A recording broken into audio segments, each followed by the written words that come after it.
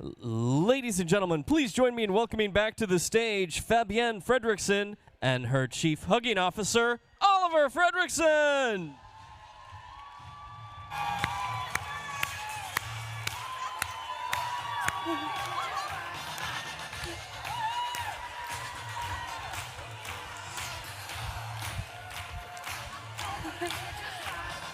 Don't believe me, just watch. Don't believe me, just watch. Don't believe me, just watch. Hey, hey, hey, hey.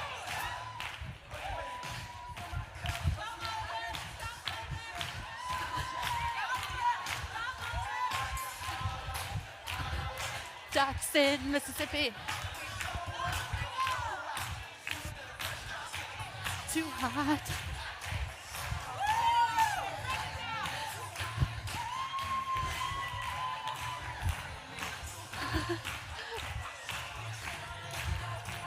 Too hot.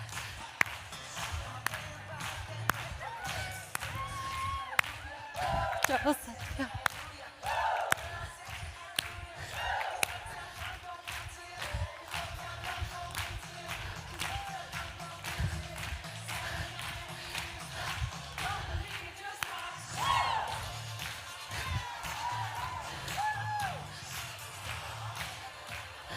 Don't believe me, just watch.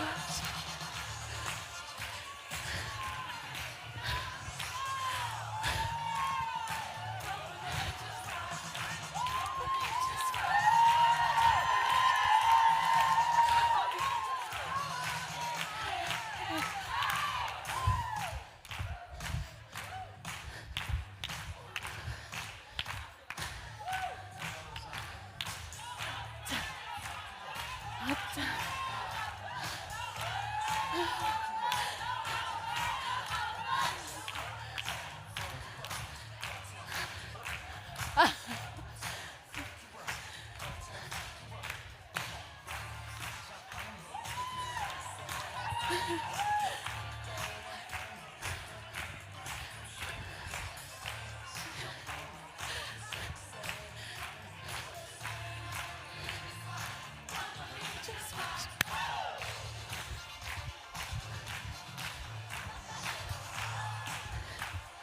Don't believe, just watch.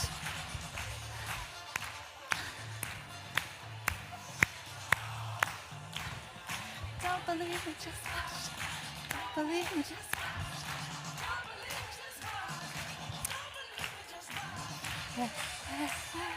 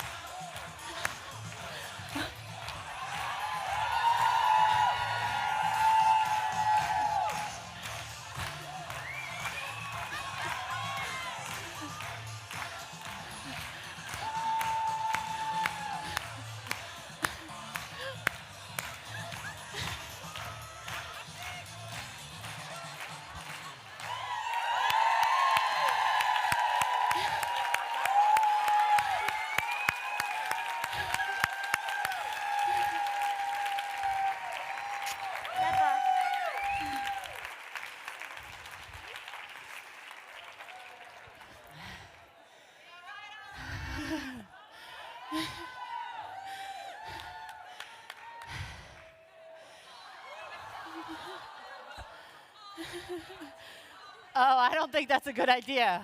Hello. Okay, good behavior. Yes. Okay. Promise. So the apple does not fall far from the tree. Claire and Luke, are you going like, oh my God? They're used to it. What's it like to be with all these lovely people? Awesome. Why? Because last night when there was a dance party, all of you were like, when I asked you to dance, all of you were like, oh yeah, sure. And then, and yeah, and you all guys are so nice and yeah. It's true. And day before yesterday, what did you keep asking me? When are they coming? When are the clients coming? When are they here yet? how's mommy doing? Awesome. Yeah.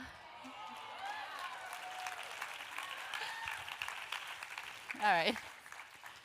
You're going to go in the green room now. What? Barry, you have to take him to the green room. Oh. Goodbye, my fellow citizens.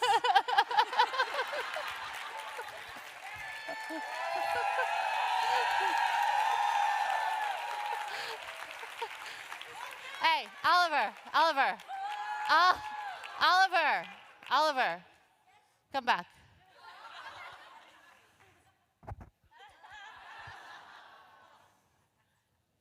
I love you. Give him a hand, everybody.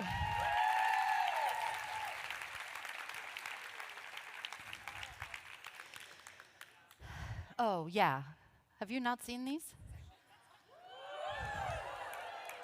Wait, you have to, Freddie. These are worth it. Wait, I can't. Listen, a girl needs to look good when she's changing lives. You know what I'm saying, right?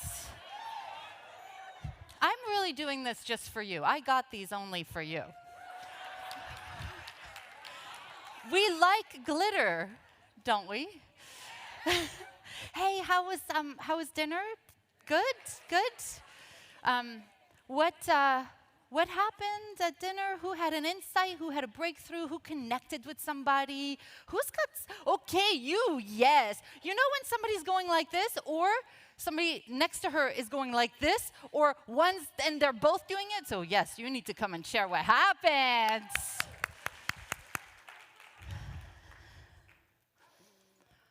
Okay, Mike, hold on.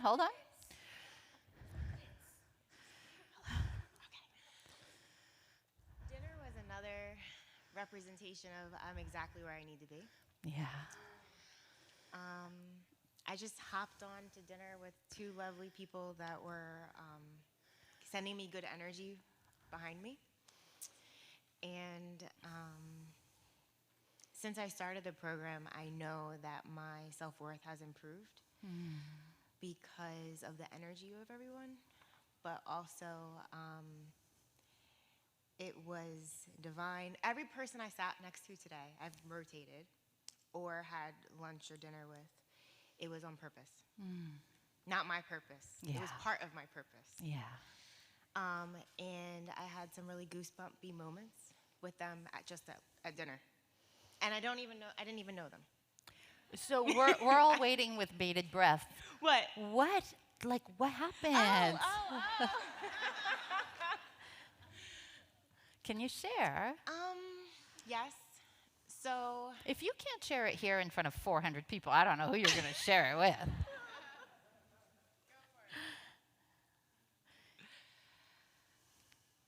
there has been some money conscious things that I've been struggling with because of my religious background. Okay. And they actually have a very similar religious background, but the way that they interpreted the scripture just gave me a little bit more permission to grow and not feel selfish.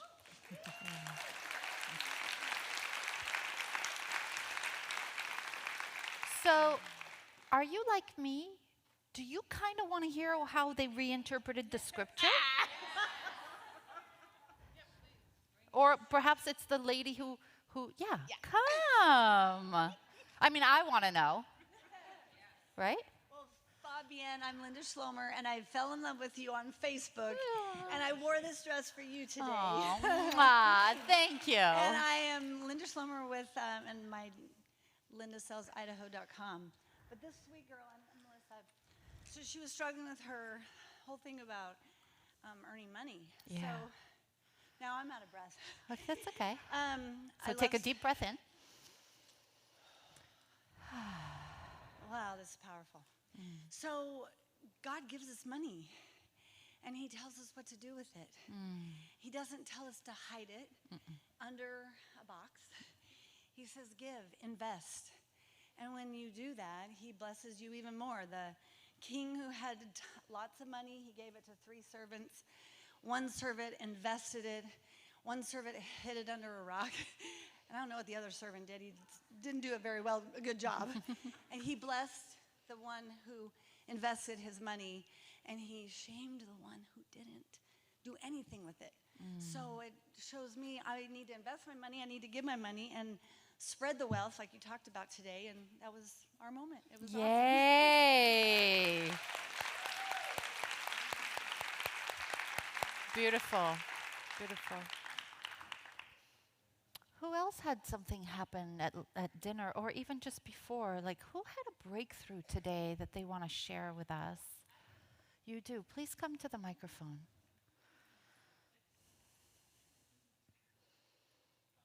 Good evening. Keisha Francis Johnson, OneRoyalLife.com.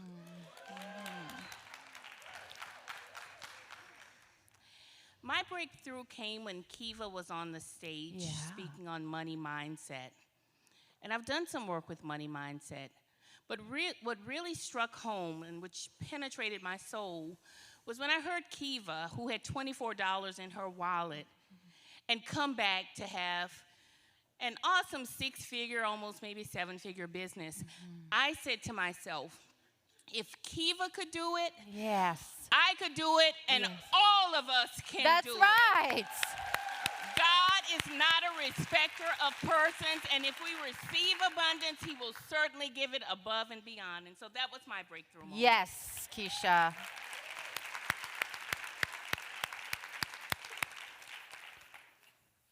Here's the thing that I want you to know is that once you learn how to make money in your business, no one can ever take that away from you.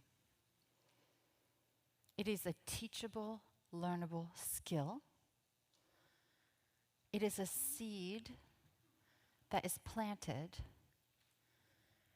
and it can never be unplanted. So you could take everything away from Kiva. In fact, everything was taken away from Kiva. And because she had learned how to make money in her own business, she just replanted the seeds like a zucchini. So I just want you to know how empowering marketing and sales can be. Like, I have a love affair with marketing.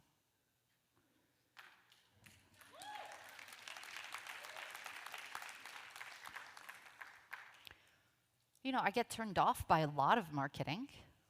Don't you? Yes. Ick, right? But when it's done, like I said earlier, with authenticity, integrity, and love, when you can put all of your energy of doing the right thing for someone, not to someone, when you can market for someone, it changes all the energy around it. It's marketing that you want to do, and it's marketing that people love to receive. When people say, Fabienne, I've been following you for 5 years or 6 years, what they're really saying is, I have been happily consuming your marketing for 5 or 6 years. Right, Ravital? It's not like you have been spewing promotions at me in an icky, greedy way for 6 years, and I keep showing up for the torture. Are you with me on this? Whoever wants it shows up, right? And so I really want you to get that in the same thing that energy is everything. I know we're not talking about marketing right now, but yeah, actually we are.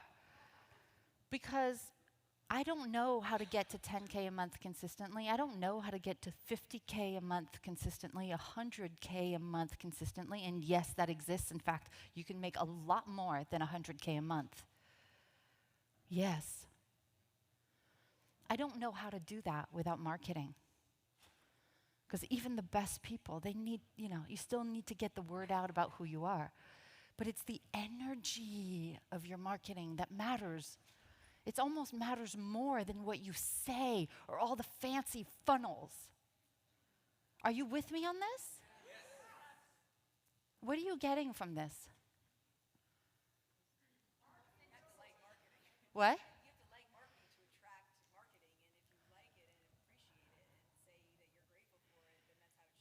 Yeah.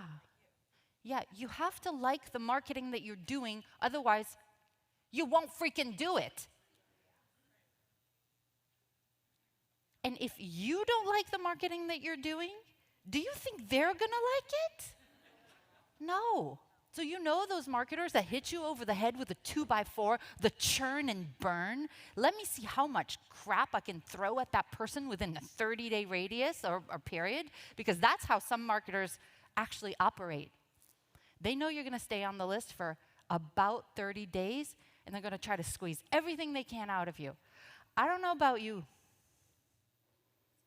I can't forget doing it. I can't be on the receiving end of that, and I can't do it. The thing is, when you do that the right way, you want to do it because marketing is love. Who said yes? Yeah, marketing is love. It's when you love somebody enough to consistently encourage them to keep striving for their best life, their best business, and you keep saying, hey, I'm here when you need me. I can help. I've got it. It works. Jump the line. Jump the line of indecision. Come.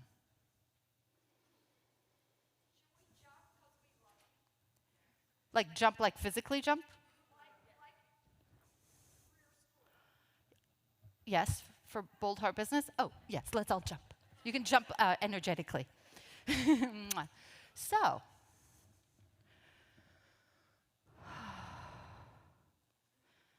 yeah, actually turn to the person next to you and let's talk about just marketing for a second before we talk about hacks to success. Okay? Turn to the person next to you and let's talk about marketing. 1 minute each. What do you feel about marketing? What do you feel about marketing? The person with the longest hair goes first.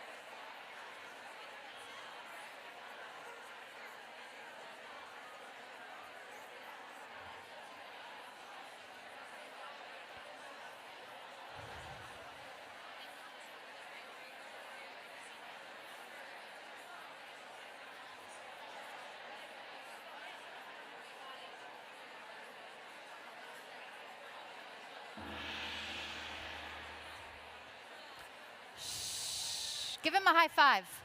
High five.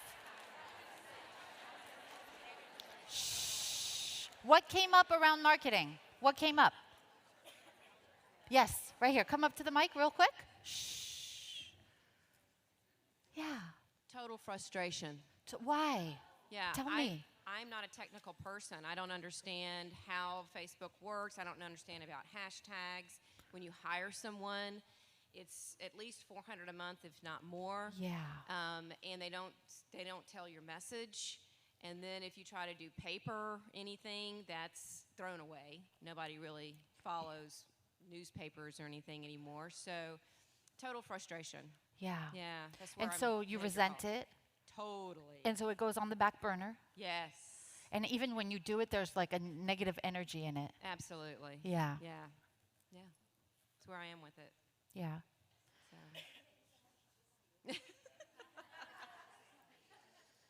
I just have to get a different mindset of what it is, because you were talking about Yeah. loving it, and that Marketing is a divine tool, and here's what I know is it's a learnable, teachable skill.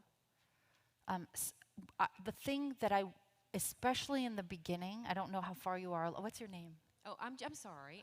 I'm Julie Mills Watson from Atlanta, Georgia. Hi, Julie. Yeah.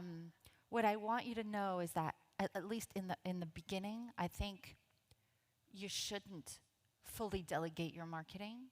It is something that when somebody has abdicated their marketing, you can feel that Elvis has left the building. Yeah.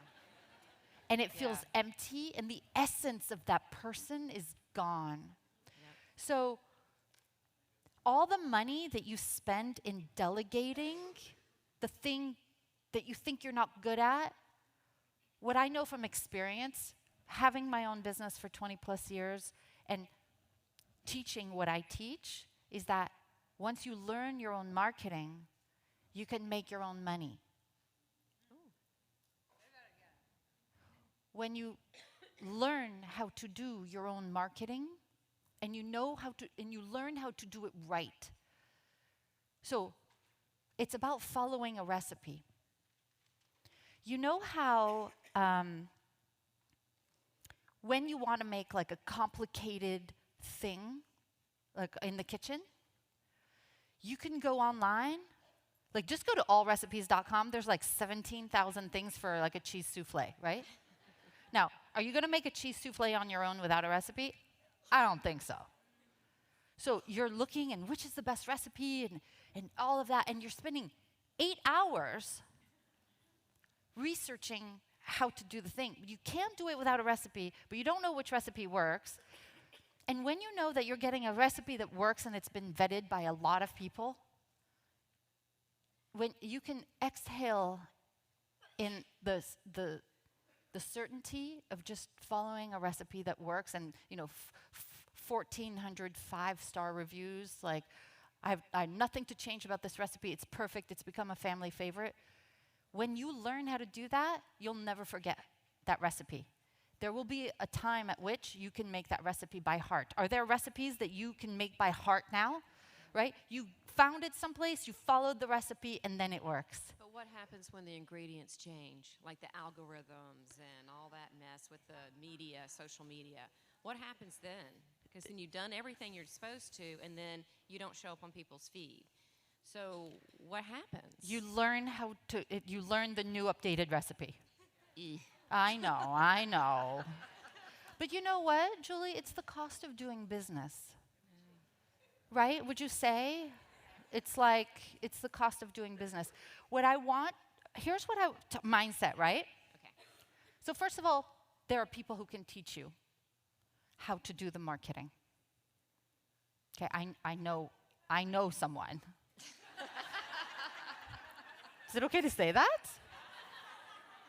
What did you say? I know more than one person. But nonetheless, it's not about that. It's about changing your mindset around marketing. Sometimes we play the confusion game. I'm not saying you do, but sometimes people do, around just being so frustrated that you don't even give it a chance. I'm not saying you, but like we don't give something a chance. But if we approach marketing with a mindset of, I am so lucky that this thing exists. Because on my own, I would be taking my brownies on a plate and going, ding dong, where to buy my brownies? Ding dong, you know, walk 2 houses down, ding dong. Marketing is a vehicle that allows you to bring your brownies, right, the thing that you do, your reason for being, to a lot more people than you would be able to on foot. So marketing is just a vehicle, whether it's your email list or social media or speaking or your book or all of that. It allows you to reach more people. And if you can infuse that marketing with, I'm here to serve, I'm here to help. It's not about me and my frustration. It's about me helping people. It can change everything. And from that openness, remember what I said this morning is let's be open. Would you be willing to shift that just a little bit? I would love to shift it. Okay. Yes. All right. I Thank you. believe that you can. Yeah. Give Julie a hand, please.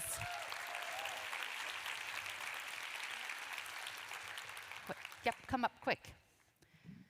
Good night, everybody. Oh my goodness. There we go. I'm Carolina, and I'm loving this because I had never thought about marketing as a way to be loving, caring, and show that integrity that you're mentioning with the prospects. And I would love to walk away with new ways of thinking that would allow me to do better marketing in order to get to those people that need to hear my message, because I do put a lot of content out there, and sometimes I don't get the results that I want. And like the person before said, I'm sorry, I forgot her name, but Julie. Julie said, how to really, get updated with all those changes that are continuously happening, especially with ads, if you're running ads and funnels and what's working, what's not. So thank you. It's Yeah, a new, you're welcome. new way of thinking. You're welcome. So I want you to remember this. I want you to all write this down. Marketing is an amplifier of your love. Marketing is an amplifier of your love. You do marketing for someone, not to someone. It's about caring enough to learn how to do the marketing, even if it changes, and however annoying that is. And then there are certain parts of marketing that I don't do myself. Truth be told, can you imagine me doing my own Facebook ads and all those algorithms? Like, let's be honest. Sometimes you have to look to somebody else who's just infinitely better at it than you are and just say, this is how I want to do my marketing. This is the love. This is the integrity that I want to put in it, and get some help. There's not everything in life you have to do on your own, but the majority of stuff in the beginning, I believe that you should do on your own at first until you infuse it with the right message. Are you with me on this? Yes. Right? Because if you abdicate it too early, then it's forced helplessness. Elvis has left the building right away. So here's the thing, it's connection, it's love amplified, right? Connection amplified. At least that's the way I look at marketing. It worked. Hey, I've invited a few friends to join us today. Would you look in that camera right there? That camera right there?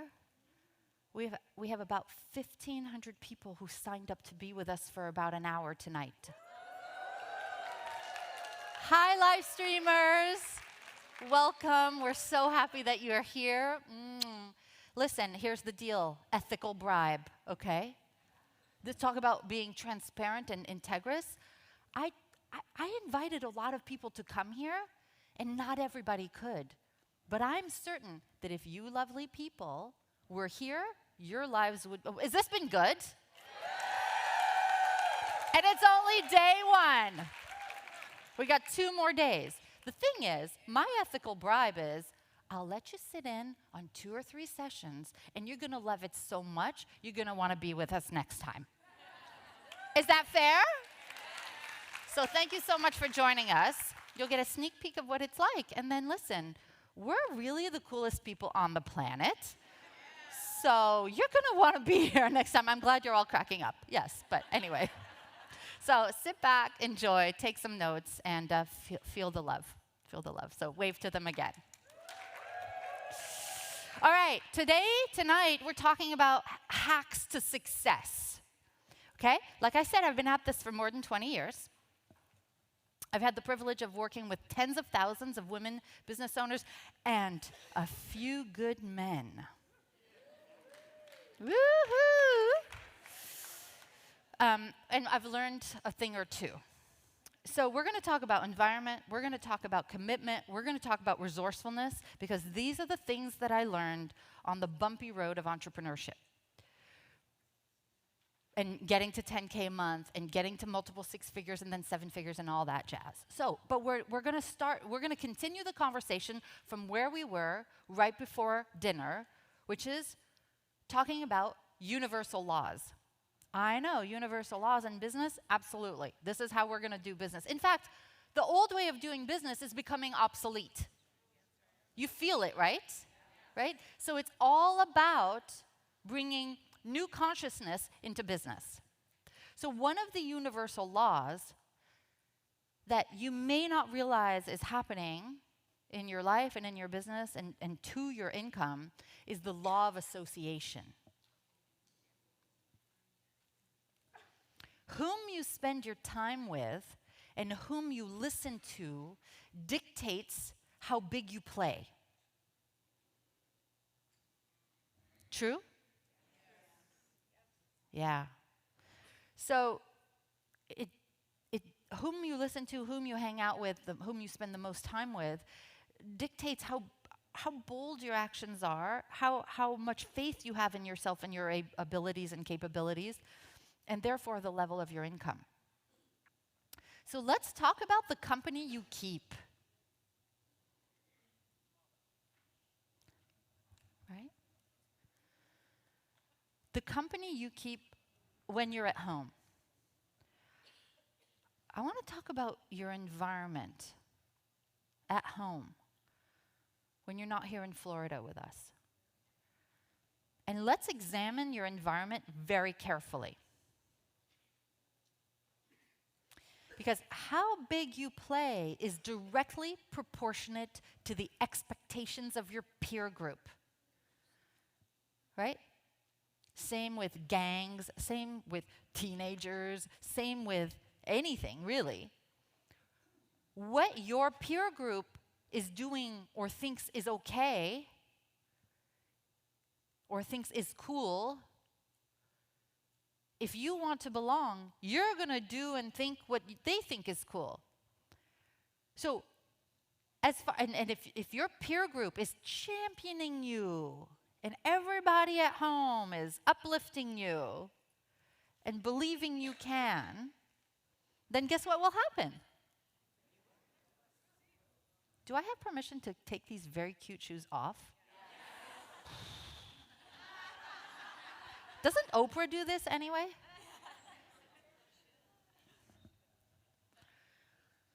The expectations of your peer group will dictate the actions you take. If they play big, they're going to pull you up with them. If they play small and you want to play big, what are they going to do? So, your environment is everything. When I was a holistic health counselor and I had all my old food in the house, I had struggle with eating well. Until one day I realized that my environment is everything. I'm very, very clear that I'm a person who my discipline level is in direct proportion to my environment. Are you with me on that? I know I'm not the only one. Raise your hand if that's true for you too. Okay, so I realized that if my cupboards are filled with junk and I'm trying to eat kale for lunch, no. Right? So would you be more likely to reach your health goals with this environment or this one? Right? It's the same thing with your business. So your community must be fertile for you to achieve your goals, your potential, your next level. It is actually more important than you think. Everybody wants the how-to, how to do the webinar, how to do the funnel, how to do the whatever. Yeah, that's important, but it's not going to get done if you're in an environment of people who drag you down. Deep breath in. Or even in an environment of people who aren't entrepreneurs, who aren't self-employed, and who aren't going for a bigger game. Because they'll give you advice, and yet they've never done it. Right? Sorry, Claire and Luke, but sometimes when, I'm just going to say, just pretend you're not here. Sometimes my kids say to me how I should parent, and I say, when you have 3 kids and you've dealt with teenagers, you can tell me how you want me to parent. Is it terrible to say that, or is it kind of like, did I say that to you once recently? Right? Like, I don't take advice from people who don't have a more successful business than me. Yeah, can I get a thing for that? Yeah. I'm blushing because now my kids are like, I want to leave. So, you want to surround yourself with people who have a growth mindset. Right? The more people you can have who have the same values that you do about life, about success, about abundance, about business, about growth, it's like filling your cabinets and your fridge with all the healthy stuff. So, a growth mindset is, I can learn anything I want to, Julie. A growth mindset is, when I'm frustrated, I persevere. I want to challenge myself. When I fail, it's okay, I will learn. Frank, where are you? Are you here, Frank, from yesterday, right? Like, it's not a failure, it's a learning opportunity. Tell me I try hard. If you succeed, I'm inspired. That's a growth mindset. My attitude and my effort determine everything. That's a growth mindset. The fixed mindset is the opposite. I'm either good at it or I'm not. When I'm frustrated, I give up. When I fail, I'm no good.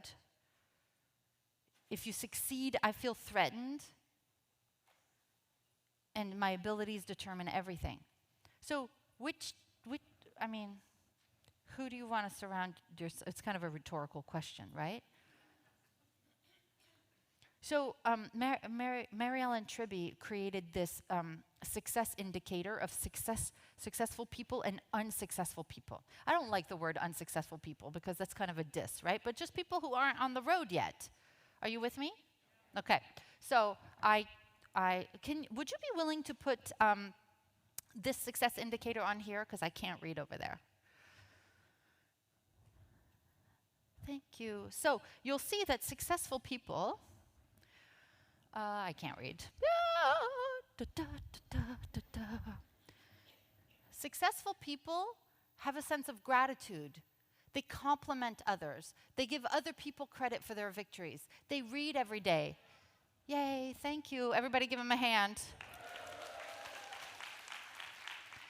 They talk about ideas. They read every day. They share information. They exude joy. They celebrate other people. They embrace change, right? They forgive. They accept responsibility for their failures. They want others to succeed. They set life goals and develop them. They continuously learn. They operate from a transformational perspective. That's the successful person. That's the person that I call who takes personal responsibility. Deep breath in. I am dying to know what's on your mind right now. You're really processing this, yeah? Yeah. Thinking about who's in your life, right? Nothing's wrong. We're not judging the people in your life. They're good people.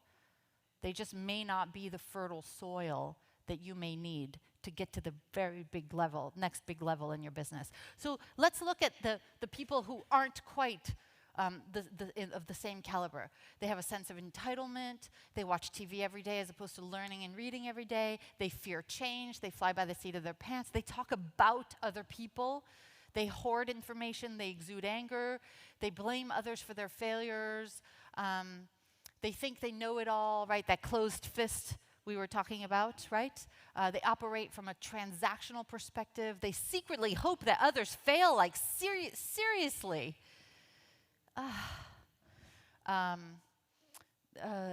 They never set goals and things like that. There are, let's talk about that for a second. What's your insight? What's coming up? Raise your hand. Yeah. Loud. Yeah, Revital. Being surrounded by the people who aren't right for you? It is toxic. Yeah, it's like eating junk.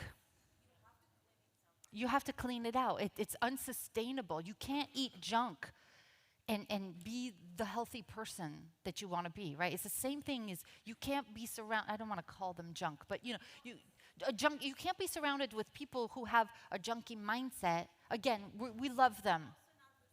And no, you're not going to be good for them. That's exactly right. That's exactly right. Yes? It's like in all this time, I thought I was in this whole big body or organism. I thought I was made to think that I'm a liver cell, yet I came to be heart cell. Yes. So I'm just going to translate for the live streamers who can't hear you. Like, you thought you were part of the liver cell in this whole body, but you're part of the heart cell. And yeah, right? Is that? Yeah. You tried to figure it out. You're a heart cell. Yeah. Yeah. Excellent. Last one. Yep. We're going to talk about family in a few minutes. Okay? And we're going to talk about spouses too. I know it's hard. Listen, this is my 11th mindset retreat. First of all, how did that ever happen? Seriously. And I've seen my share of women come up to the mic and say, Fabienne, I love this, but when I go home, I'm going home to a fight. Tears and tears and tears. And so I'll show you how to do it, okay? Okay. So it's about examining the people in your life now and just observing, okay? We are not judging. We're not making anybody in your life wrong. We're just going to flip to our workbook, and I think it's page 17 or so? Yeah, page 17 in your victim versus victor. And I want you to list maybe just their first name or the initials of each person in your corresponding column. And if you came here with your spouse and that spouse is on the victim side, just don't put their name down, okay? Just write people in your life on the left-hand column. So at home, you may not have this worksheet, but it's basically 2 columns. The victim tendencies of scarcity are on the left-hand side, and the victor tendencies of abundance are on the right side. And just took a few minutes to just write the people in your life and just put them in one or the other category. And what Derek one time was saying that there's sometimes people who are right in the middle. Just put them on the line. Okay, you had a question? That was it. Okay, awesome. So we're going to put some music on and just take a couple minutes. And at home, make sure to do the exercise as well, because we're going to talk about how to manage those energies so you can grow your business.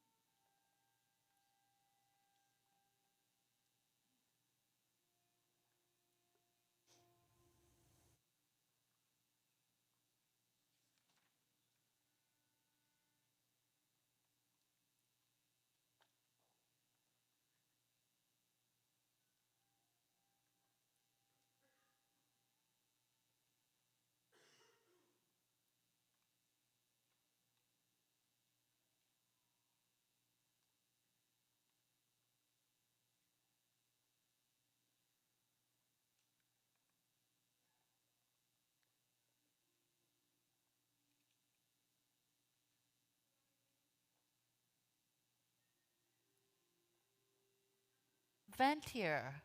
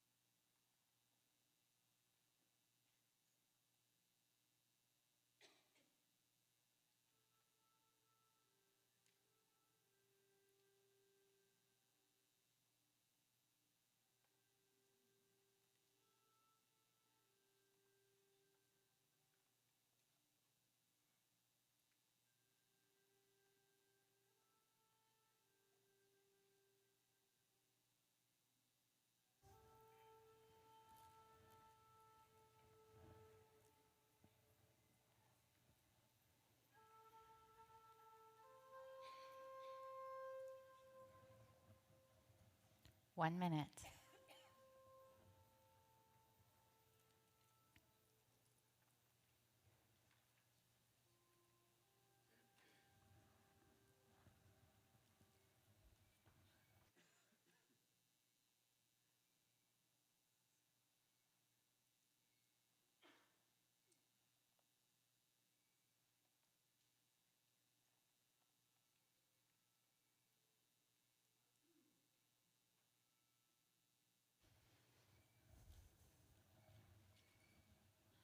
Deep breath in.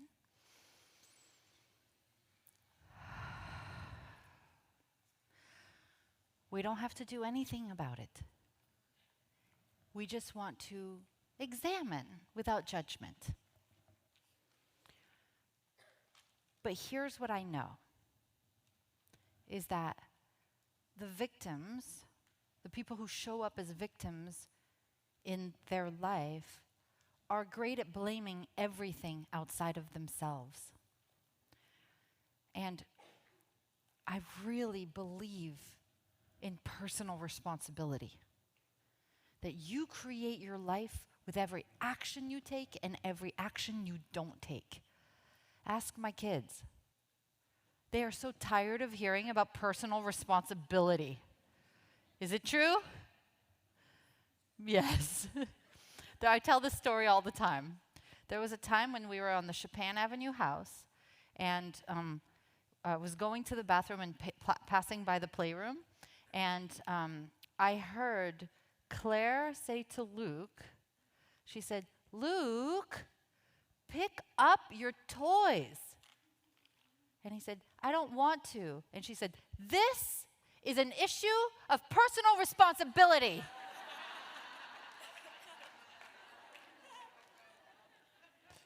Oh, and then there's the time that I asked Oliver, this was a few years ago, I asked Oliver to get me a glass of water since he was going to the kitchen, and he says, "Mom, personal responsibility. You can get your own water." I said, "Oh, no, you don't."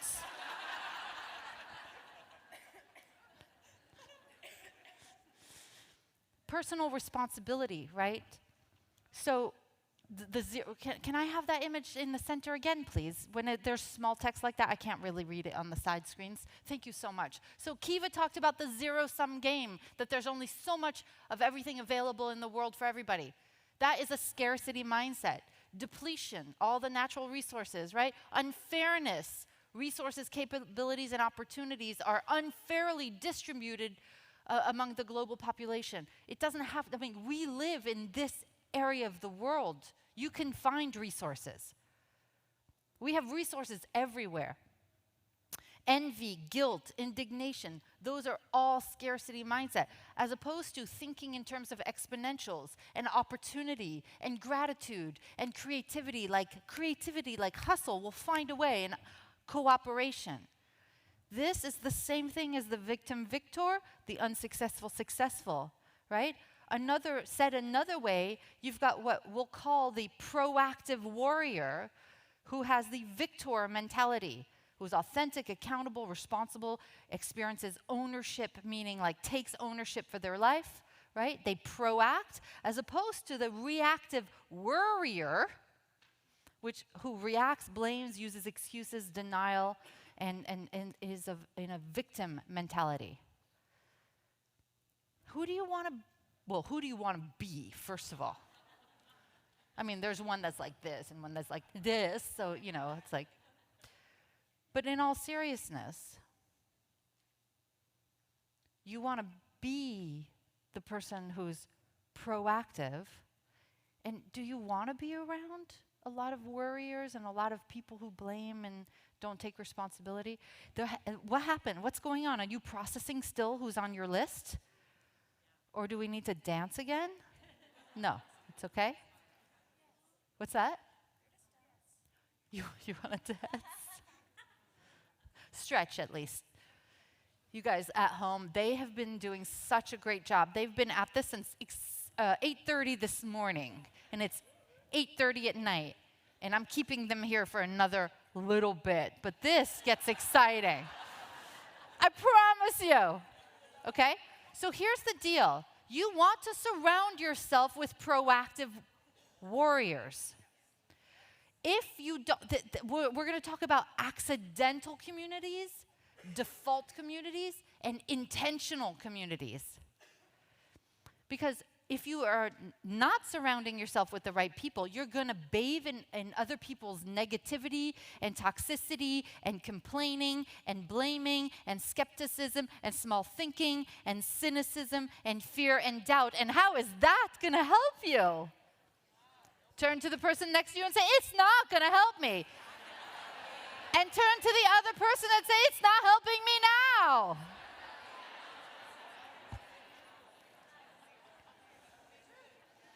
True? Right? So once again, we're not going to blame them because then we would become them. So I want to address the friends, the spouse, the everything. It doesn't mean that you ditch your friends and family or that you think you're better than them. Be really careful because that's ego. And then we become like the thing that we don't want. So here's the way to go about that. It's the same thing as the crowding out of the food that we talked about earlier. You adopt a 5-to-1 ratio.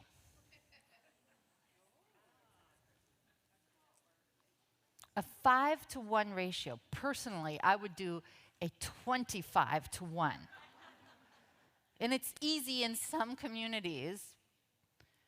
But otherwise, so for every toxic person in your life that says, get real, stop being such a dreamer, it'll never happen. Aren't you satisfied with what you have? And who do you think you are anyway?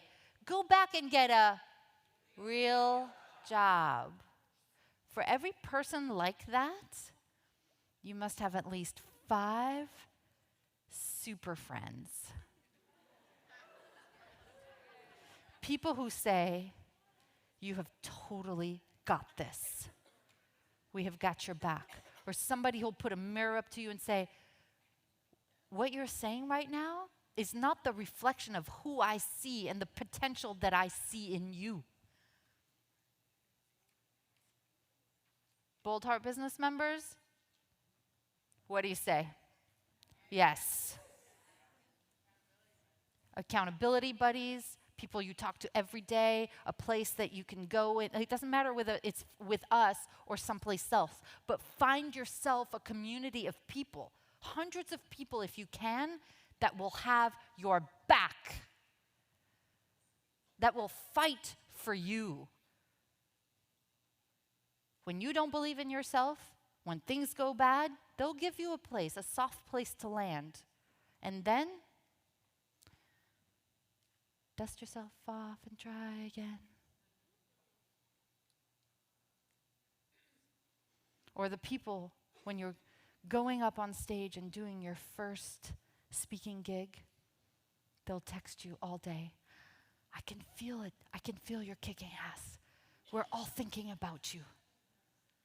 We know you've got this. We've totally got your back. This is about strategically creating an intentional community versus an accidental community.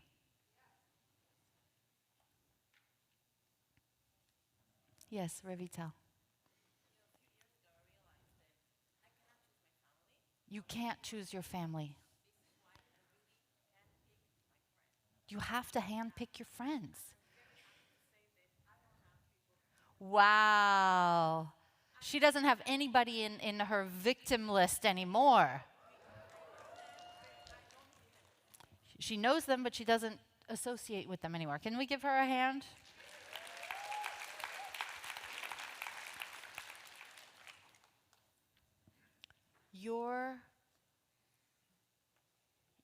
Your super friends dictate how big you play in your business. And what it does is it shows up in your results. Whereby maybe you increased your rate, your percentage growth by 5% a year, you can start increasing by 30 or 40% a year. Fiona, would that be true? Like, changes everything, 100%. I want to show you, so in March, I found that I was having a hard time of explaining the magic of, is it okay? The magic of what we do. I couldn't put it into words. So I hired a team of filmmakers from Los Angeles to come and spend a week with me in Connecticut. And I said, could you just capture footage all week and just tell me how to communicate and what we do? And then when she presented me this mini documentary, it was all about everything that we've been talking about for the last few minutes. And so I just want to show you the power of intentional communities. Would you like to see it? Okay.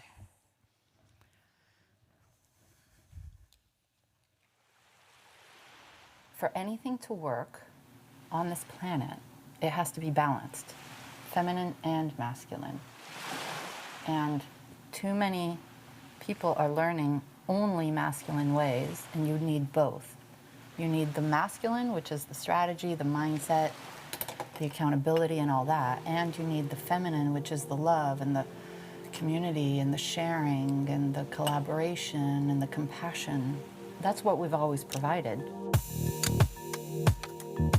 For the last 5,000 years, everything masculine has been rewarded. Just to feel like we can be more successful in business, women have adopted this masculine way of being. And no wonder they're exhausted, no wonder they feel depleted. So what I think we're doing in the Bold Heart Business Program is giving them permission and the tools to operate and be successful doing business their way. Give yourselves a big hand for making it here. Woo! This is where we go from overwhelmed at 6 figures to 7 figures eventually with our life back. When the Dalai Lama famously said the world will be changed by the Western woman, I had a divine download that said, no, no, no, no. The world will be changed by Western women entrepreneurs. One recent accomplishment we're proud of, we went through our numbers for last year. We were at 428%. Thank you, Bold Heart. This month, myself and my ladies were featured in Success. I started 10 new groups. Someone else is running the groups. And it doubled my business revenue this year. I just opened my 2nd location. Started my 8th employee on Friday. I just hired my first official employee. They just published a book, which just came out. When you first come into the Bold Heart community, you're working with a strategic enrollment coach to find out which level you should begin at. They actually look at how much money you're bringing in, and they want to put you at the right level that makes sense for your next growth. getting to multiple six figures or the million level in your business, there is a definitive process of how you get there. When you have a community of people doing the work with you, never more than 6 days away from coaching from your mentors, when you have daily accountability, when you have meetings to get to, there is no way on earth that you can't get results. When I joined, it's like the lights flipped on. It's like somebody gave me an oxygen mask or something. And within just a year and a half of being with Bold Heart, I hit the $1 million mark. We just say, follow the recipe. I've really been showing up. It took me 3 years. Like, just do what she says, and that actually worked. So I started doing that, and now I'm making passive income, and it happens. I don't know where I'd be without it. My business is really, this last year I had a 25% increase in gross sales, so that was pretty amazing. I will always have a business coach. It's critical. Women are tribal. We do best when we're together and we're supporting each other. I come here and I feel like I am in awe. I continue to marvel at the support that I get in these meetings. Right now inside, well, I'm actually emotional inside because I know that this is a game changer for all of you if you do it this way. So you may be overwhelmed and you may be in food coma and you may be like, shit, this is a lot of work. But inside, I've been at this for so long. I know that if you do this, everything will change for the better for you. I haven't been part of other business events where people are that open and that honest and that vulnerable. Mm-hmm. And what I've been learning from that, though, and what I really appreciate about it all, it's not treating a symptom. I mean, it's getting to a barrier that you may not have been able to remove for years. When I first started, I was like somebody in battle. I was wearing this big armor. I looked like a corporate lawyer. I was not friendly. Fast forward, she worked with me on discovering pleasure and tapping into who I am. And suddenly I was more myself, more feminine, more in color. This is never how I would have dressed as a lawyer. I used to be more masculine in business, but now I'm more full of love in my business. It sounds crazy, but we weren't taught how to really access our femininity or bring it to our businesses. Especially people who lead with their hearts. We can't compartmentalize and say, okay, well, this in my personal life, but no, it's not going to affect my business at all. You know, we recognize that they bleed into each other. The reason I made a decision to be a lifer with Bold Heart and with Fabienne is because of my first leverage experience. Everyone interrupted her throughout the entire thing, and she allowed it to happen. She allowed the breakdowns and the breakthroughs, and I grew from every single person's story. You will be accepted no matter what's going on.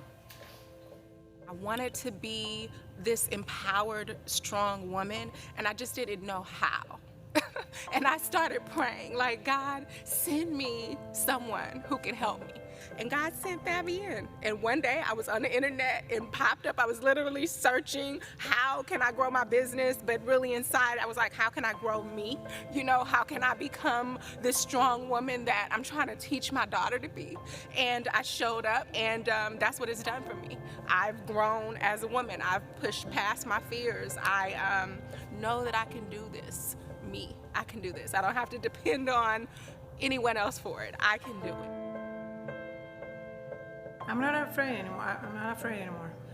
I was afraid with my business, and I want to quit so many times, and I'm not afraid anymore.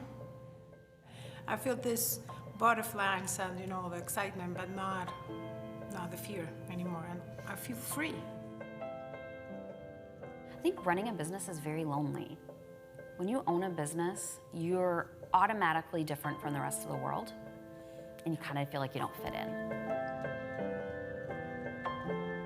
I've been a black sheep my whole life. I've never really belonged anywhere.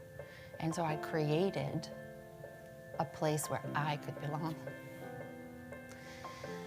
And what's really funny is I attracted all these other black sheep. People who never belonged because they were too much or too entrepreneurial, and they were never accepted, and they were always judged, and they were bullied, and they had ideas that were crazy. And they never fit in either.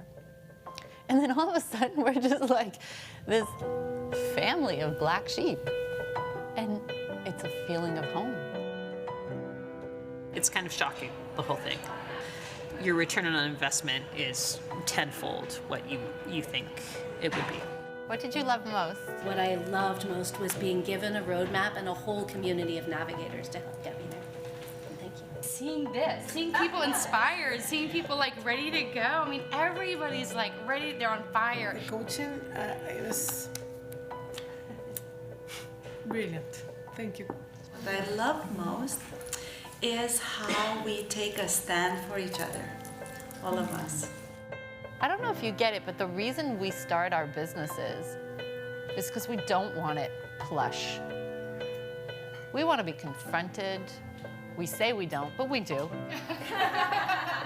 we want to look in the mirror and dive deeper and see what we're made of. I don't think money can ever buy what we have at Bold Heart. There is just this special, intangible love and trust, and this just is belief that you can just be who you are. That's the gift you give people. An emboldened heart. Yeah, and to go out and to activate their greatness. Something that isn't easy to do. No, I don't think you can give yourself a good haircut, and I don't think you can embolden your own heart.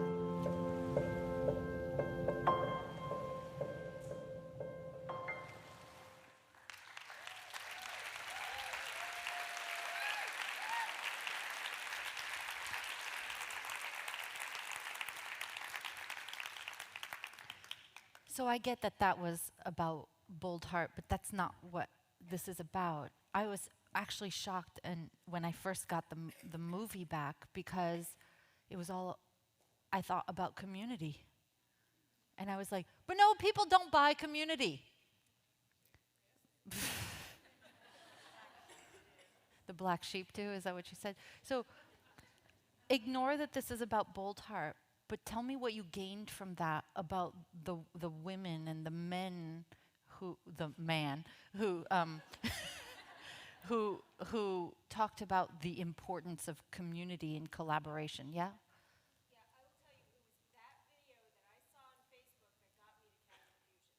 Wow, awesome.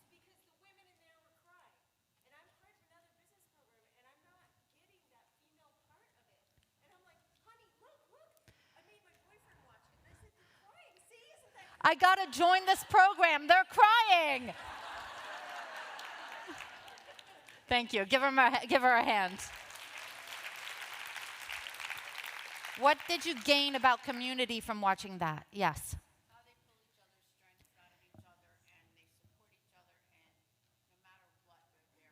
Yes. An intentional community pulls your strengths out of you and supports you when you don't feel it. This is what we all wanted from our parents. This is what we wanted from our teachers.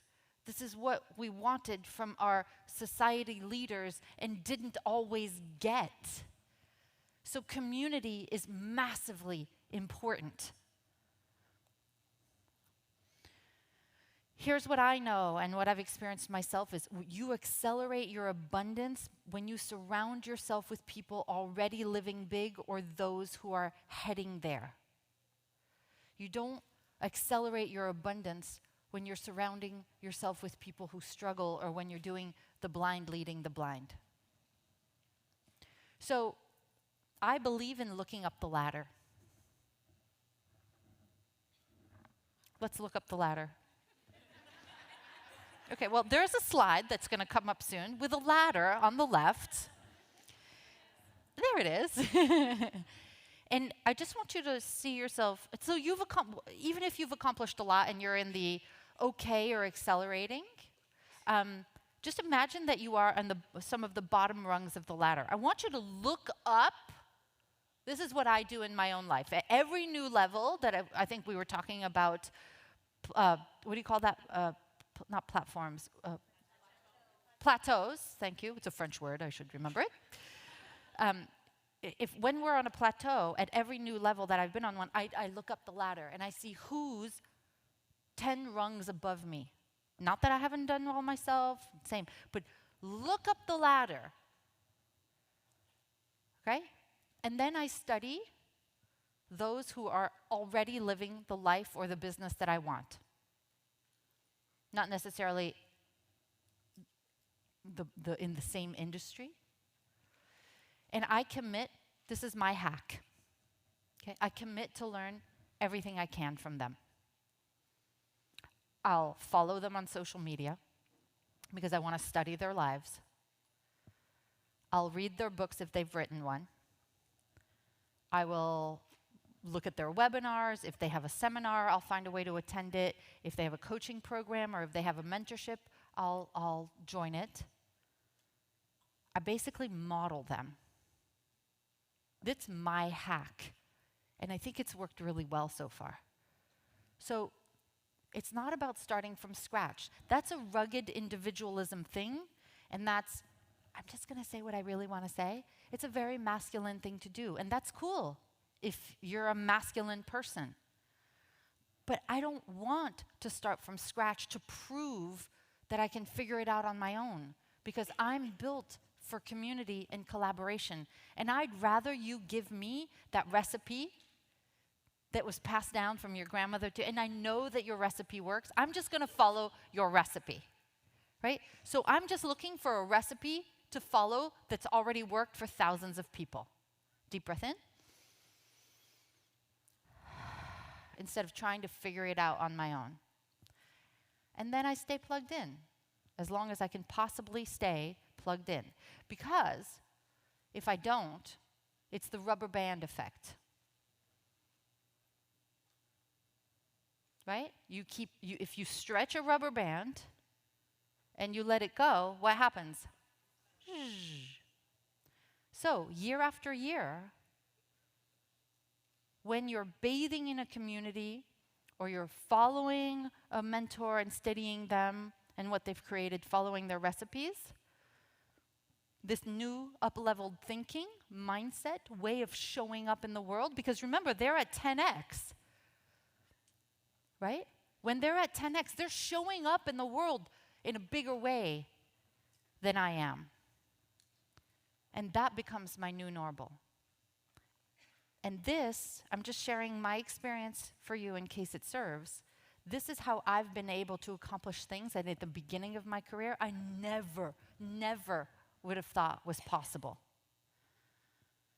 And so I want you now to look up the ladder. Imagine that you're on one of the bottom rungs. Look up the ladder in your industry or not in your industry, in your life, personal, business, whatever, but especially business, because we're looking at getting you financial security and certainty and safety in the world, right? And remember, a woman who makes her own money, and a lot of it, feels safety. So let's look up the ladder. Who is right now where you wish to be, and who can you learn from now? That's my hack. And how will you immerse yourself in learning from them? Let's play some music. I'll give you a few minutes to just jot some ideas down.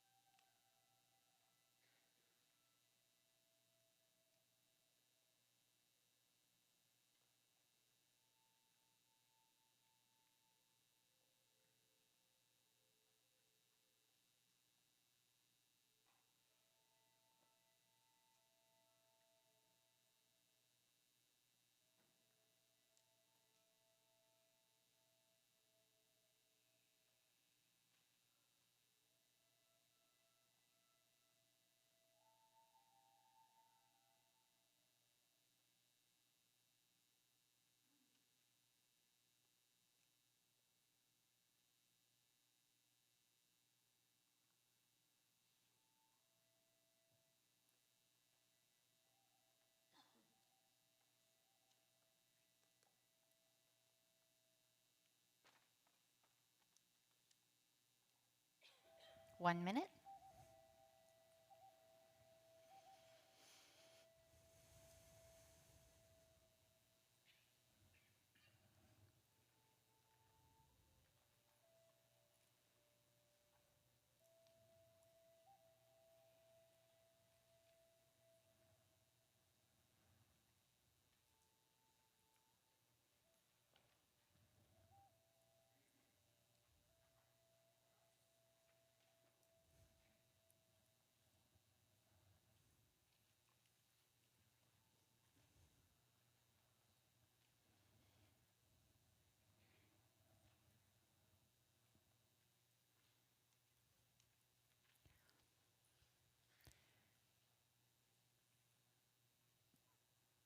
That's community plus mentorship.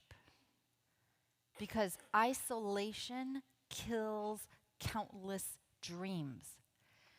I'll share with you that when I am by myself, this sometimes happens in the summer. In the summer, have you ever felt this in the summer? Like, because I take a lot of time off in the summer, I kind of doubt myself. I have nobody to bounce ideas off of. Am I the only one? You too? I go into self-doubt. And I know you want me to have it all figured out, but let me give you a spoiler. I don't always have it figured out because I am human and I too am going to the next level. And when I'm surrounded with people, this is the law of fellowship, the next universal law that I want to talk to you about, is the law of fellowship is when two or more people of similar vibration are gathered for a shared purpose, their combined energy directed to the attainment of that purpose is inevitably doubled, tripled, quadrupled, or more. What's the wow, Tarek? Yeah, masterminds. Absolutely, and without question. When you have your own board of directors, when you have people that you can bounce ideas off of, especially as women. I know that I need to bounce an idea off people. And you know, it's great that I have Derek. But when I'm bouncing ideas and he's like, but wait, we have so much. I have to tell him I'm throwing spaghetti at the wall. We don't have to implement this. I just need a human being to talk to about it. But it's not fair to Derek that I come with, you know, I'm a high idea generator, just like you. To put this all on your spouse or all on one person in your life is a lot of pressure for them. Would you say? Yes. Right? So when you have an inner circle that has the same vibrational equivalent of what you are or what you want to attract, it allows you to show up bigger. When you can do this with people who are also in the vortex, it changes everything. What is the vortex? Nobody can explain it better than Abraham.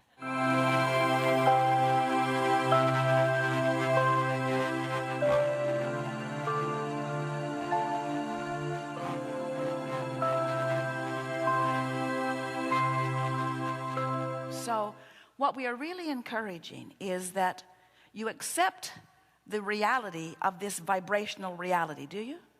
Do you know there's a reality and there's a vibrational reality? Do you know that the vibrational reality precedes the reality? In other words, there is always a vibrational equivalent of something before there is a manifestation of it.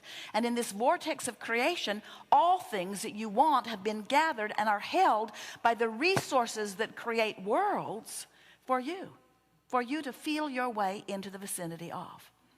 So today we're going to be talking about getting into the vortex. You just need to know that there is a vortex and want to get in. And you need to notice when you are in and do that more often. And once you're in the vortex, it's helpful if you notice what thought threw you out and then avoid that thought if you can by thinking thoughts that help you to maintain your frequency. We want to help you to realize that so much of the effort that you've been offering, effort to meditate, effort to focus, effort to accomplish goals, effort to make your world a better world, your personal world or your physical world a better world, so much of the effort that you've been offering has been from your keen awareness of what you don't want. The majority of the effort that the majority of people, that the majority of you know, which means almost everybody, is offering almost all of their effort from outside the vortex. And that's why it feels hard. To make the point, we've been playing with these money and the law of attraction cards. They're affirmation cards. And most people would think that an affirmation card would be a good thing. Go to the mailbox, don't have as much money in my bank account as I do bills in the mailbox. So I'll buy these brilliant cards. We wrote them. And from my place of worry or concern or even fear, I will begin efforting through the process of affirmation. I will tell my story as I want it to be. I want more money. Whatever I desire, I can acquire. I'll send this in with my payment.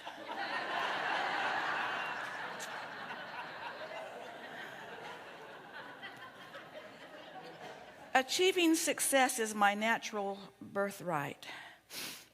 Somebody should have told my parents. I got nothing from them, nothing. My every story is attracting its vibrational match. Yeah. I am the creator of my own life experience. This is very bad news.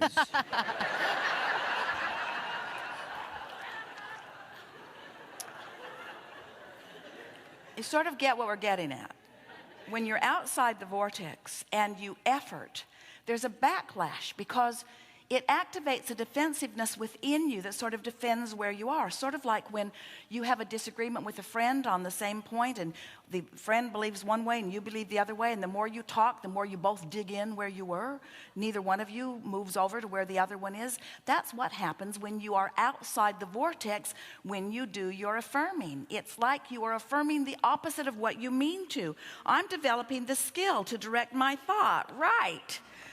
I do not need to have money to attract money. Well, that is fortunate.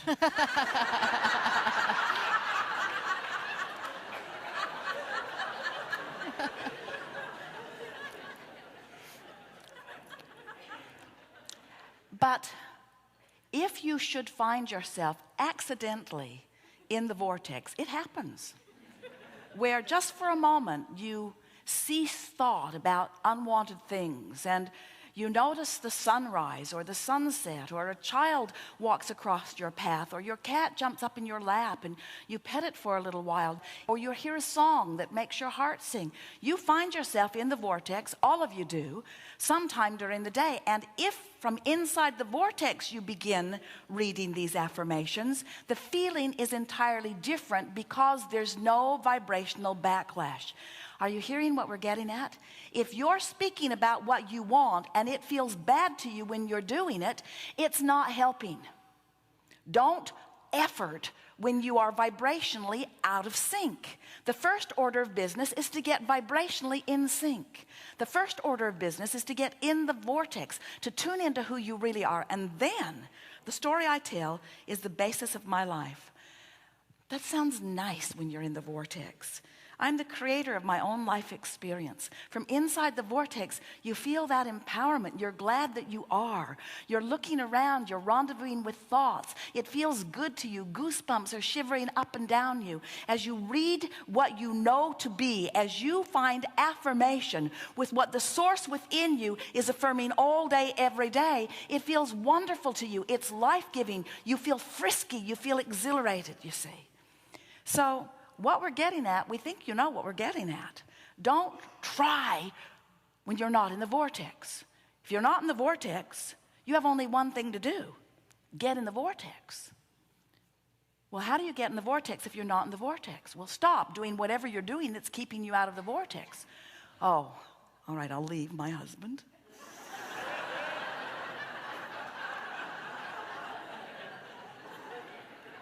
I'll quit my job. and I'll give each and every one of my children away. That isn't exactly what we meant. We mean the things that you are doing all day, every day, that are affecting your vibration the majority of the time, are the things that are going on in your mind. It's the things that you're thinking about. It's the things you're pondering. It's the beliefs you hold. A belief is just a thought you keep thinking, you know. So what you're wanting to do is change your beliefs, train your beliefs. But here's the thing, that this getting into the vortex conversation is really wanting to impart to you in a way that you've never heard it before. Don't try to change your thinking from outside the vortex. It will only backlash and make you dig in more. To change your thinking, you've got to be up to speed with who you are. So what does that mean? Meditate, quiet your mind. When you quiet your mind, you'll stop thought. When you stop thought, you'll stop resistance. When you stop resistance, your vibration will raise. When you run, when you take walks, when you get out in nature, when you interact with those who you really love, when you make long lists of things that you appreciate, when you get on rampages of appreciation. We've written several books, and every book is full of processes. We know you're sick of them. Processes, and every process is written to assist you in moving in the direction of who you are. But this is the big one. This is the big one that will make the most difference the fastest to you. This is the process that says, somehow, some way, I'm going to quiet my mind. I'm going to hypnotize myself. We don't mean that literally. I'm going to find some way of bringing myself into the vibrational vicinity of who I really am. And when I'm feeling measurably better, then I will offer my effort. Then I will set my goals.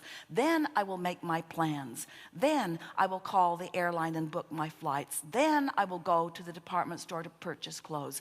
Then I will make love to the person I love. Then I will call someone on the telephone. In other words, get in the vortex and then. Get into the vortex and then. Get into the vortex and then.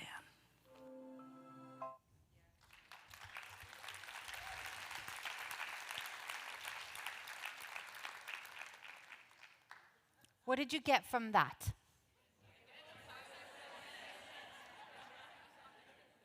If you are trying to do something to grow your business or grow your authority or whatever it is that you want to do to make money in your business, don't do it when you're in a negative state of mind. Get into the vortex first and then take the action. I have many stories that I can tell about how we've done this in our business. When we had a terrible, terrible launch, I don't even want to tell you, but just like the landlord just decided to unplug the internet when we were in the middle of a huge launch. We had 2,400 people signed up for our big thing online, and they just, they're like, oh, we're working on the internet. Do you know how much money we spent on Facebook ads? Like $20,000 or whatever it was. I could have blamed this, I could have blamed that. I said to the team, let's go to Dinosaur Barbecue and have some beers and have some burgers because everybody was in a bad mood. And I'm not suggesting you go drink beers to get in the vortex. But there are times where being in a bad mood is not going to help the situation. And within 15 minutes, we were like, okay, que sera, sera. There's a reason for this, right? The take a nap. Like literally go take a nap. Turn on Happy by Pharrell. Dance in your office. Go for a walk. Go on the YouTubes and search laughter chain. Lukey, can you do the ooh, ooh, ooh, ooh? Yeah, what is it? What can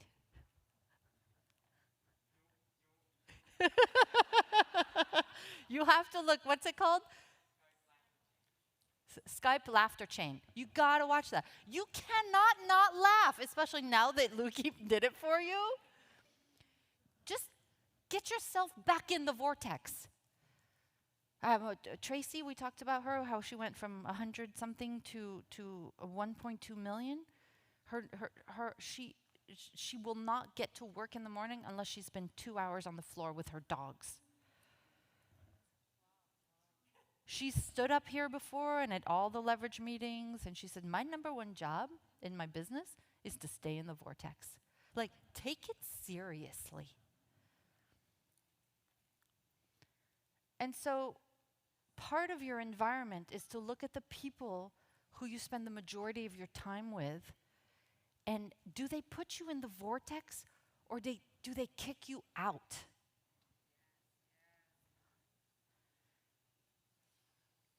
And we could go through this exercise, but basically, I'll bet you money that you go back to your victim-victor list, and the people who are on the victim list kick you out of the vortex. True that? Yeah? The people that are on your victor list, they champion you. Yes? Okay. So, who do you want to spend less time with? And you want to spend more time with? Yeah.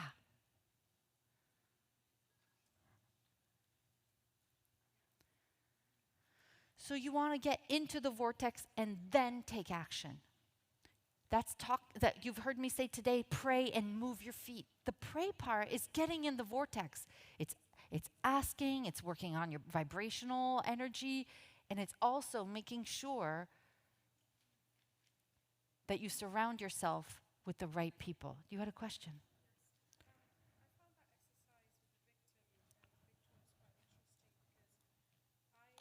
She found the exercise victim-victor interesting. Yeah. Yes. Yes.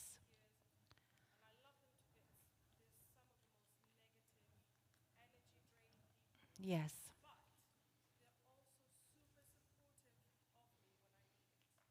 Yes. So, she's saying that some of the people are some of the closest people. They're super negative, and they're also some of the most supportive people. So, I honestly, what I would say is, perhaps you can have a conversation with them. Perhaps you can say, not from a judging perspective, but did you notice, like, a lot of the things that you say sound negative, and I know you're a super supportive person. Do you know where that comes from? I don't know. Maybe they'd take that wrong.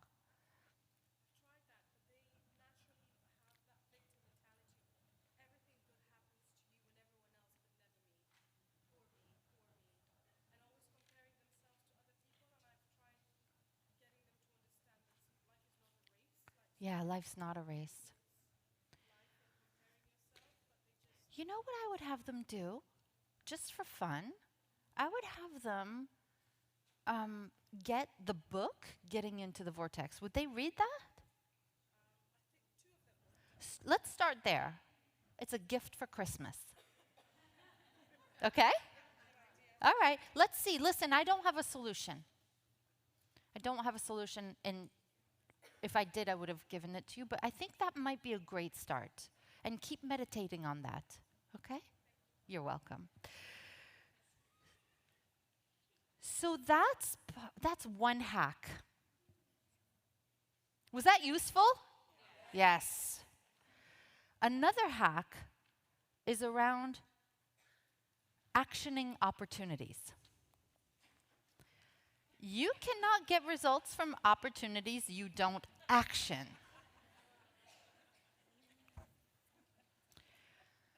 And I got introduced to a concept called commitment.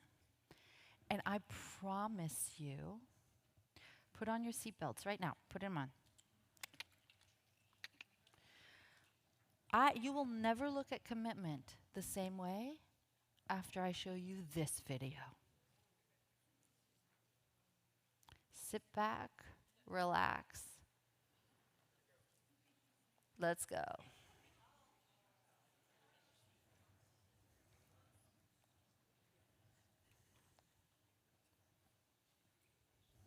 You never fully engage. You never fully studied. You never fully invested in anything or anybody. You want to get something that you are not willing to give. You have never been joined. You just wore the dress, got the plaque, they threw the rice. You joined the church, you took the job, but you've never seen what you could be if you threw your whole self at your dream. You go to this church, but you're not joined. If you don't have reciprocity, you're not joined. If you're not really bought into it, if you don't really feel like it's my church, or I come here because I get a word, reciprocity. What do you give back for what you get? Without reciprocity, no relationship will ever reach its apex because you're not fully invested in anything you do. So you catch some crumbs that fall from the master's table, but you don't get the children's bread. You get the puppy dog blessing that comes from being in the right place at the right time because you are not joined into the connectivity that produces the real blessing of God in your life. And you're getting older. And you're running out of time and running out of excuses and running out of people to blame. Wonder what would have happened in school if you'd been committed. Wonder what would have happened in your marriage if you'd been committed. Wonder what would have happened in your church if you'd have really thrown your whole self.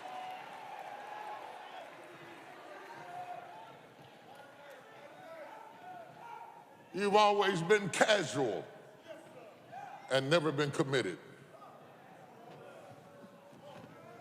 And some of the most casual people are talented people, because talented people will lay on their talent and use their talent as a camouflage to cover up their lack of commitment. And because you're talented enough to be able to float by on broken pieces, you will fool an indiscriminate eye into thinking that you are committed. You're not committed, you're just talented. You'll never know what you could have been if you would have really committed yourself. You're just talented enough to get over. And you faked them out. And you've been at 30 or 60-fold when you were created to be a 100-fold person. I just think it would be terrible. Your life is a false advertisement. 4-color, big, glossy ad promising product you don't carry in your inventory. You'd be shocked how many people sitting out there who can really sing, but they're unwilling to make the commitment to make the rehearsals and do what it takes to be up front. And so they sit there on their talent and they won't do for God what they are asking God to do for them. And they wonder why their prayers are not answered.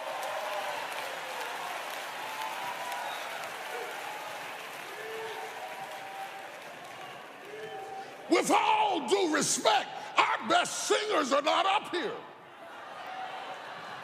Our most committed singers are up here, but there are people down there sitting in the pew who could sing you into a fit, but they never focus on anything. And they got the nerve to be praying for their career, to be discovered, to go somewhere. They're trying to bring the giant down without the commitment. Giants, they do fall. The bigger they come, the harder they fall. Come on, giant. Let's have church.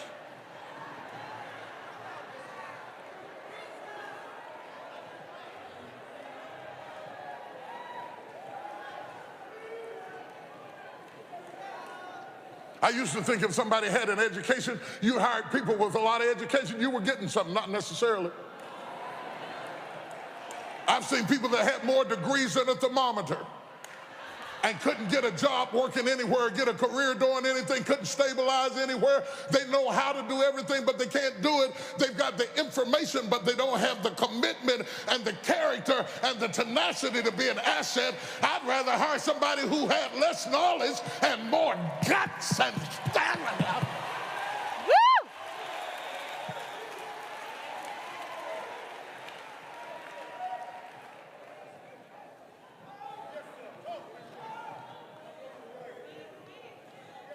In a perfect world, I want somebody who's got both. But if I have to choose, I'd rather have somebody with commitment. Because if you are committed, you can go back to school, you can go back and read, you can go back and get yourself together, but you're going to have all the books you want to. If you don't have commitment, you will not succeed. But instead of having Levi first, we have a generation of people who skip over Levi and try to have Judah.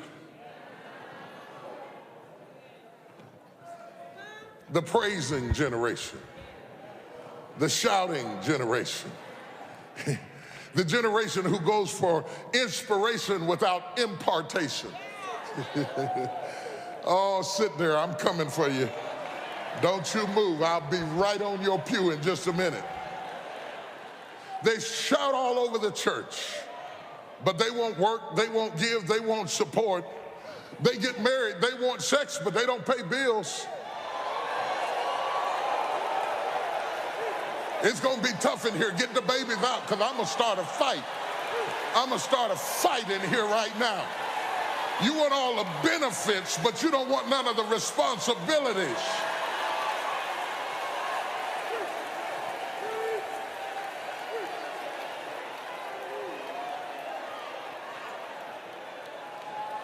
Yes, it's going to be a rough ride back home this Sunday. If I was you, I'd just catch the bus. I wouldn't even get in the car.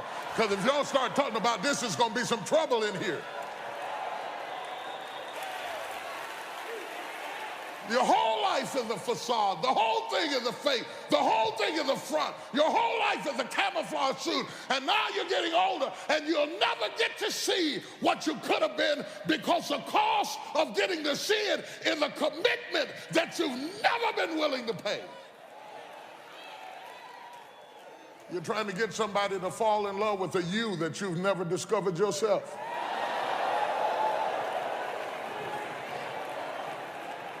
You come to the altar and you raise your hand and you say, Lord, I give myself to you, but you don't.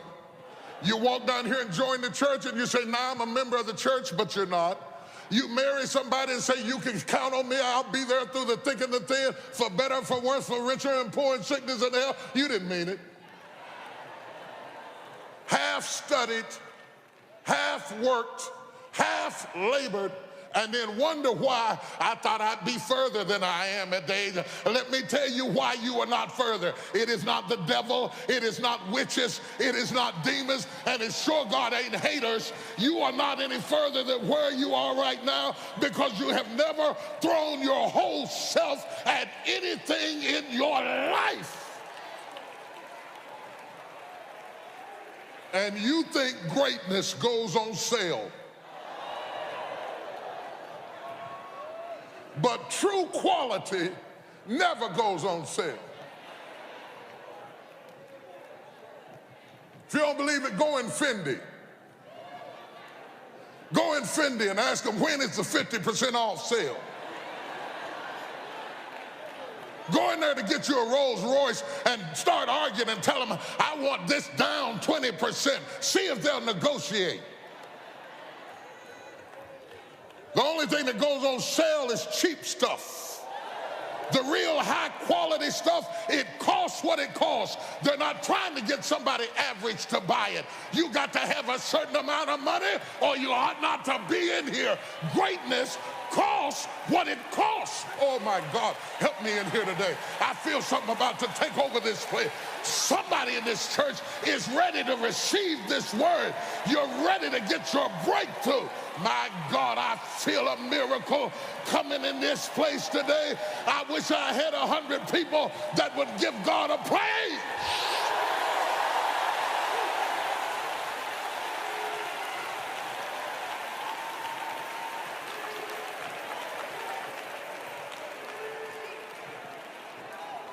That's why if you're a good man, no, let me change it. If you're a great man, if you're a great man, or if you're a great woman, don't you let nobody drag you down to the bargain basement and put yourself on sale just so that you can have some company in the house.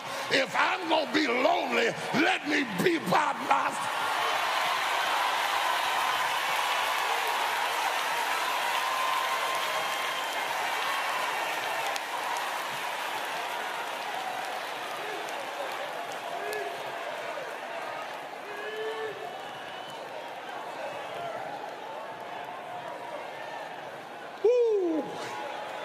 It's going to be rough in here this morning.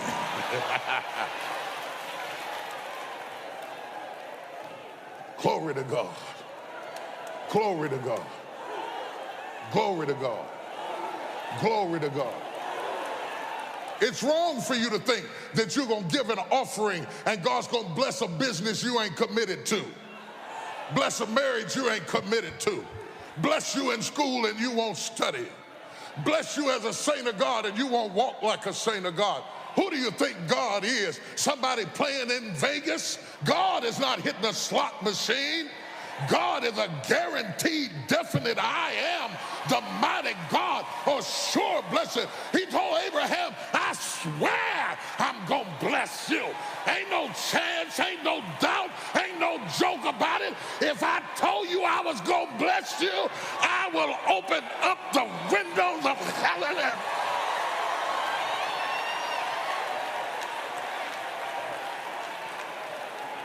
I will if you will.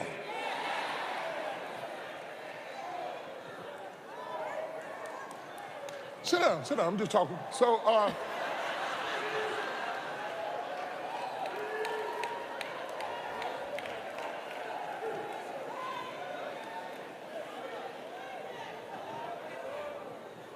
I laugh at the preachers who think that I got where I got just goofing. While they was golfing, I was studying. While they was shooting hoops, I was praying. While they was playing games and sitting up and eating and joking in the restaurant, I was studying. You can't get out of something that you're not willing to put into it. You have to put your everything, your mind, your energy, your effort, your discipline, your tenacity. Nothing is going to jump out the fire. If you don't throw something in there, it's not going to happen. You're like a commitment. It's a commitment. It's not a feeling. You got to come home when you're in love, and you got to come home when you're not in love, or you're not going to make it. And stay there till the love comes back. It's a commitment.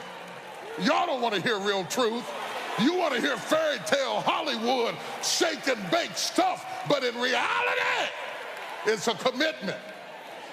It's a commitment. It's a commitment. It's a commitment. Commitments don't have nothing to do with your feelings. You do it because you're supposed to. And stop expecting to be rewarded for what you're supposed to do anyway. It's a commitment. This ain't a date. This is a commitment. We have passed the stage of dating. We made a commitment. That's why they said for better or for worse, for richer or for poor, in sickness and in health. The preacher knew that at least one of us was going to be crazy. He was warning you from the beginning. It's a commitment. No, ain't nobody teaching this stuff. Somebody has got to arrest this crazy generation that wants to take everything and give back nothing.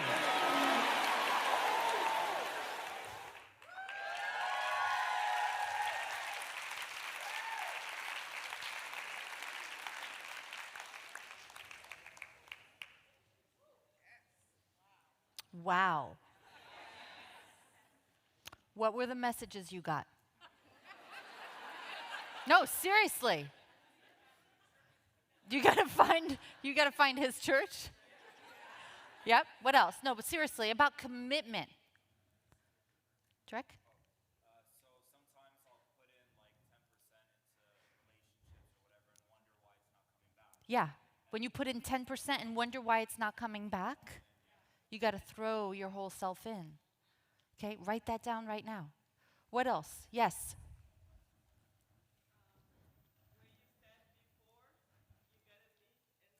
You got to meet God halfway. Write that down. You got to meet God halfway. Yes, Red. This is not a fairy tale. You gotta work. You gotta show up. You gotta show up. So I want to tell you the truth. For quite some time, I have not been showing up in my business. I used to say, why am I not at higher?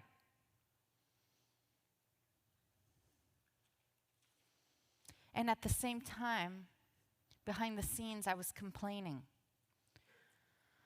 You mean to get to the next level, I have to show up more? Do you know how long I've been marketing? 20 years of creating at least once a week content. You just go to YouTube and just put in Fabienne Fredrickson. And you can go on for years watching my videos. And I came from this entitled place of, but I want to get, I want to jump from the fishbowl to the ocean. And somebody said, well, the people who do are working. I said, I have done it. I've worked. Why am I not there yet? And what I got is that if I want 10x visibility, I got to show up 10x. And I don't know if you've noticed recently, I have been showing up. Instead of a weekly video, I've been doing more like a daily video. Have you seen it? Raise your hand if you've seen it. Yeah. I made a commitment. I'm going to meet God halfway. I'm going to show up. I'm going to throw my whole self in. I realize that greatness does not go on sale. Obviously, this is not about me. This is about you.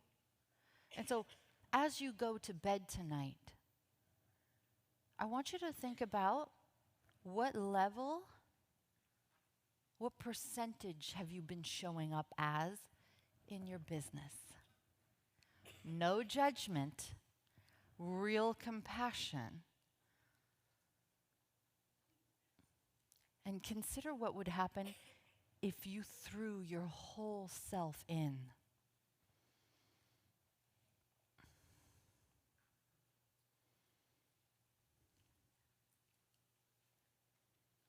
How was today?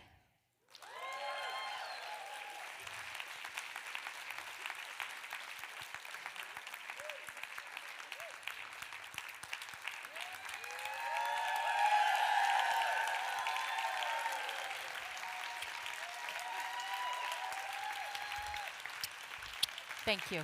Thank you.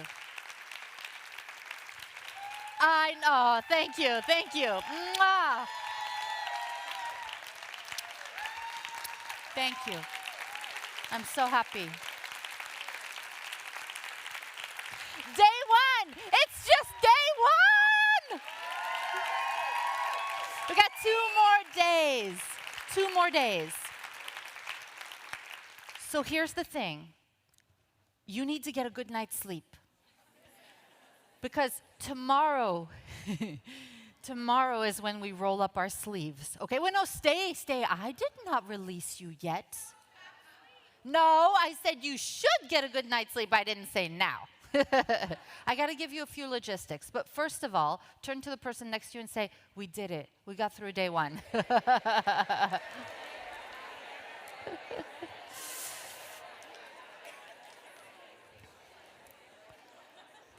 Live streamers, I'm going to see you tomorrow afternoon and tomorrow night, okay? And we've emailed you those times and we'll remind you. But you in the room, okay? Get a good night's sleep. Drink some water. Review all your notes. But then pass out, okay? I want to see, the doors are going to open for Bold Heart Business members at 8 a.m. Doors will open at 8:10 for VIP early access. 8:15 for all attendees, and our first session will begin promptly at 8:30. Take everything with you, don't leave anything here, and do not go to bed do not even leave this room until you give 3 people the biggest hug they've received all day, okay? All right, great job, everybody. I'll see you tomorrow.